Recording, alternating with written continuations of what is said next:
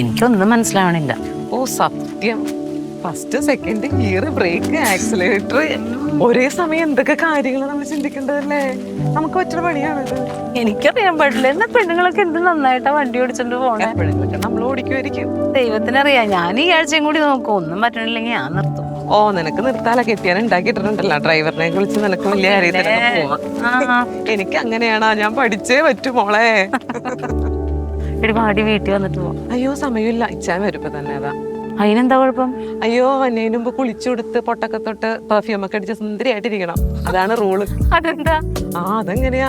പുള്ളിക്ക് ഒരു ദിവസം 1, 2, 3, 4 പ്രാവശ്യം കുളിച്ചാൽ അത്ര സന്തോഷം. നല്ലതല്ലേ? പിന്നെ ചില നേരം ഒരു കുത്തുവെച്ച് കൊടുക്കാൻ തോന്നും. പുള്ളിക്ക് അങ്ങനെയൊക്കെ പറ്റുമെന്നുണ്ടെങ്കിൽ നമുക്ക് അങ്ങനെ പറ്റുമോ? 3, 4 നേരമൊക്കെ ആര് വിളിക്കാനാ? ഭ്രാന്തൂരും ജലപിശാശ. എനിക്കിരുന്ന് ചിരിക്കാം. വീട്ടിൽ വന്നിരുന്ന് നോക്ക്. ഒന്നും പറയണ്ട. വീട്ടിലെടുക്കണ ലുങ്കി, ബനിയൻ, ടീഷർട്ട്, എന്തിന് ഷഡ്ഡി വരെ തേച്ചുപയോഗിക്കും. അത്ര ഭ്രാന്തനാ. പോട്ടെ, എന്താ ശരിടാ. ഓക്കെ, നാളെ ഉണ്ടാ? പിന്നെ സെയിം ടൈം.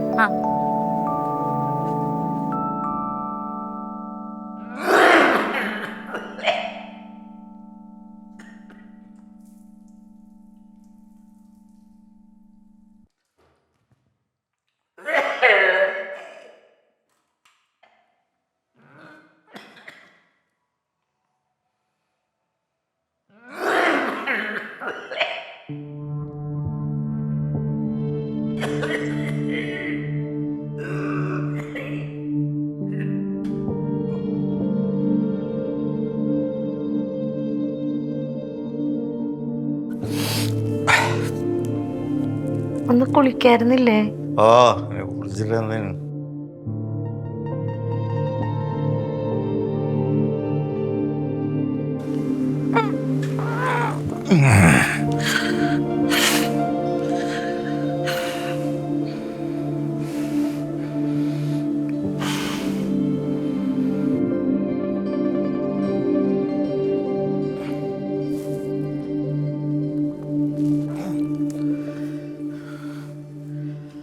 ഹലോ, എവിടാ? നിന്നോട് പല വട്ടം പറഞ്ഞിട്ടുണ്ട്. നീ കഴിഞ്ഞ തവണ തറവാടെന്നും പറഞ്ഞ് വിളിച്ചോണ്ട് പോയി. എന്താടാ എല്ലാവർക്കും അവരെ വീട് തറവാട് തന്നെ. എനിക്കറിയേണ്ട കാര്യം പറഞ്ഞാൽ മരപ്പടി എത്ര ഉണ്ടെന്നും മര ഉരുപടി എത്ര ഉണ്ടെന്നും മാത്രമാണ് എനിക്ക് ആദ്യം അറിയേണ്ടത്. നീ കഴിഞ്ഞ തവണ പറ്റിച്ച കണക്ക് നടക്കില്ല. മനസ്സിലായ? അത് ഞാൻ പറയുന്നത് യു ഷട്ട് അപ്പ്. ഞാൻ പറയുന്നത് കേൾക്ക്. ഞാൻ പറയുന്നത് കേൾക്ക്. ഇവിടെ ഏതെങ്കിലും വീട് കെട്ടിയിട്ട് എനിക്ക് കാര്യമില്ല. ഞാൻ പറയുന്നത് കേൾക്കുന്നേ. Filling the blanks. ഇപ്പൊ എൻ്റെ നാക്ക് കുഴയും, നിന്റെ ചെവി കുഴയാതെ നോക്കിക്കോ കേട്ടാ. രാവിലെ വിളി. പൊന്നോ,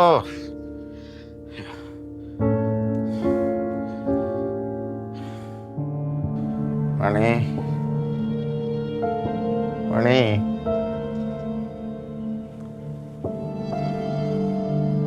മണിയേ, ഡി കൺമണി, ഇങ്ങോട്ട് കടയടി മോളെ, ഇങ്ങോട്ട് കടയടി മോളെ. നീ എന്ത് മാറി കിടക്കുന്നു?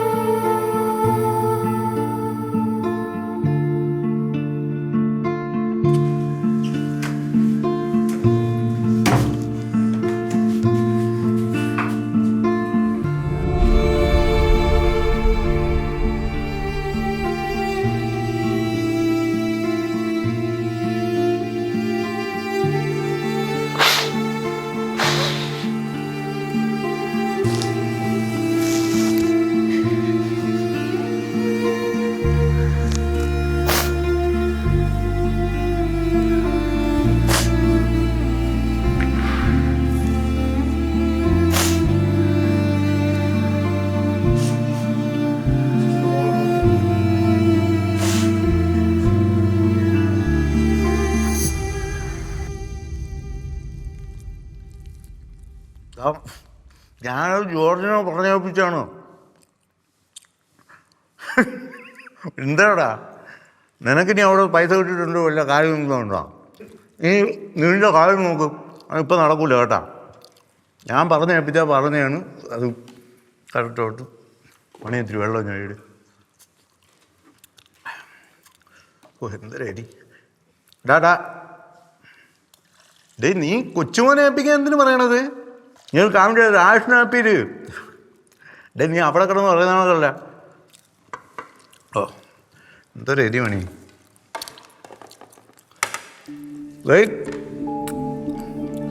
അത് മുന്നേ പറയാം. എടാ കാണാം മണി, ഇത് കറി അധികമായി പേടിച്ചു. ഈ അറ്റത്തുനിന്ന് തട്ടിയിട്ടു വെച്ചിട്ട് ഓടി കാണും.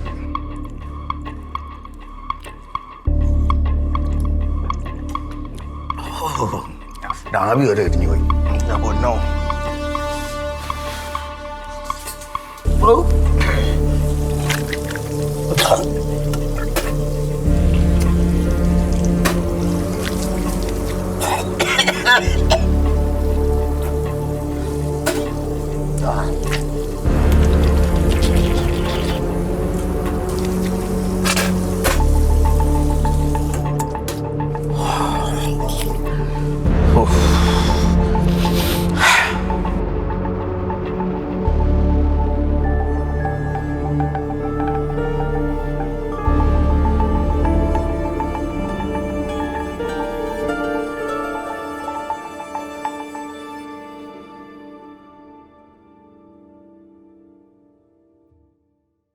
മണി മണി, ആ ഞാൻ ഇറങ്ങുന്നേ. ഇതാ വരുന്നു.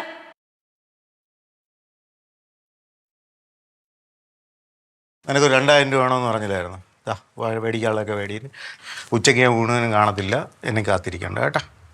ഓക്കെ പോട്ട് വരട്ടാ.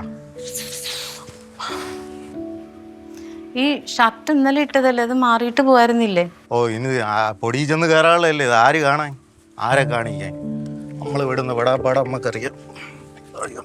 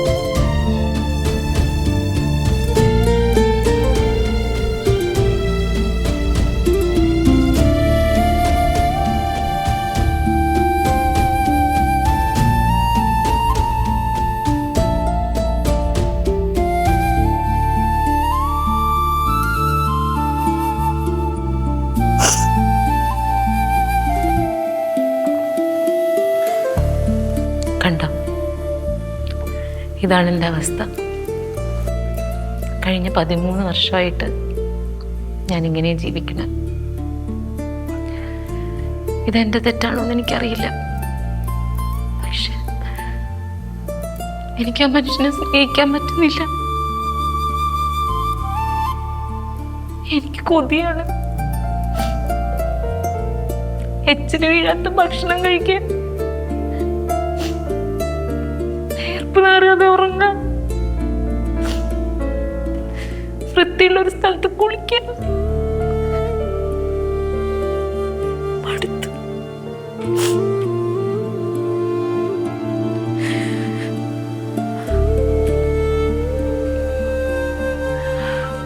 ഇനി എനിക്ക് വയ്യ. ഞാൻ എന്താ അദ്ദേഹത്തിനോട് പറയും?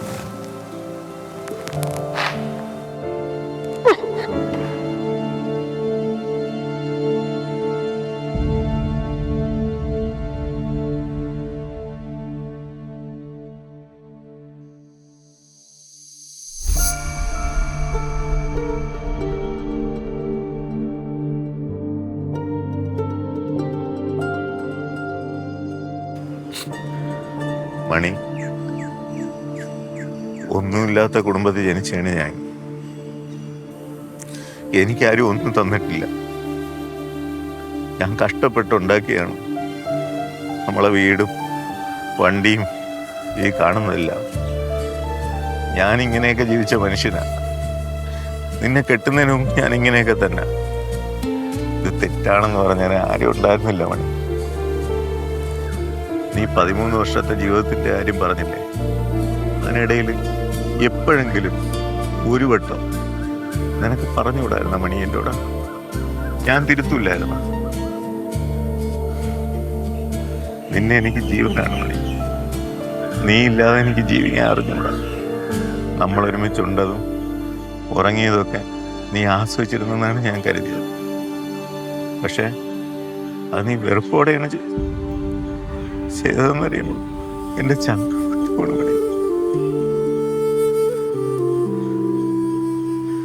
നിനക്ക് എന്തെങ്കിലും കുറവ് ഞാൻ വരുത്തിയിട്ടുണ്ട്? ഞാൻ എന്നെ തിരുത്താം. എന്നെ സ്നേഹിക്കാവോ?